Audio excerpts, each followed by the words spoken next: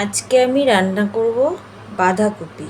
বাঁধাকপি এরমভাবে কুচি কুচি করে কেটে নেব, কেটে ধুয়ে নেব। আলুগুলো এরকমভাবে কাটবো। খানিকটা মটরশুঁটি নিয়েছি, কাঁচা লঙ্কা আর টমেটো। কড়াতে বেশ খানিকটা তেল দিয়ে দেবো, তারপর একটু নুন দিয়ে দেবো, তারপর একটু হলুদ দিয়ে দেবো, তারপর জিরে দিয়ে দেবো। আলু দেবো। আলু দিয়ে আলুটাকে বেশি না, একটু ভেজে নেব। তেজপাতা দিতে ভুলে গেছি, একটু তেজপাতা দিয়ে দেবো। আলুটা যখন এরকম ভাজা ভাজা হয়ে যাবে তখন এর মধ্যে আমি বাঁধাকপিটা দিয়ে দেবো। পুরো বাঁধাকপিটাই দিয়ে দেবো। বাঁধাকপিটা দিয়ে একটু ঢাকা দিয়ে দেবো আর আঁচটাকে একটু কমিয়ে দেবো। এবার বাঁধাকপিটা সেদ্ধ হবে। মিনিট 5 পরে আবার ঢাকনাটা তুলে একটু নাড়িয়ে দেবো। বাঁধাকপি থেকে জল বেরোবে, জলেই আলুগুলো মজে যাবে।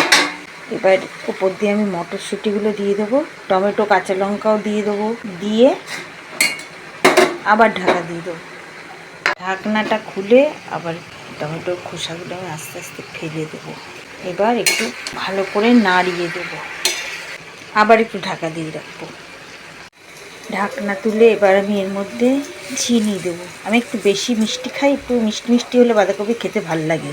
আর একটু হলুদ দিয়ে দেবো আর একটু নুন দিয়ে দেবো। নুনটা যে যেরকম খাবে সেরকম দিয়ে করবে। দিয়ে এবার আমি এটাকে ভাজবো। একদম কপিটা ভাজা ভাজা হবে, একটুও জল থাকবে না, ভাজা ভাজা। আর কোনো মশলা এর মধ্যে দেবো না। এইরকম ভাজা ভাজা করবো, আরও ভাজবো। একদম তেলটা একটু একটু ছাড়বে, কপিটা পুরো শুকিয়ে যাবে। বাঁধাকপি আমার হয়ে গেছে। লাস্টে আমি গরম মশলা, শাহি গরম মশলার গুঁড়ো, একটু ঘি দেবো, দিয়ে একটু ভালো করে নেড়ে গ্যাস বন্ধ করে দেবো। এই যে আমার বাঁধাকপি রেডি।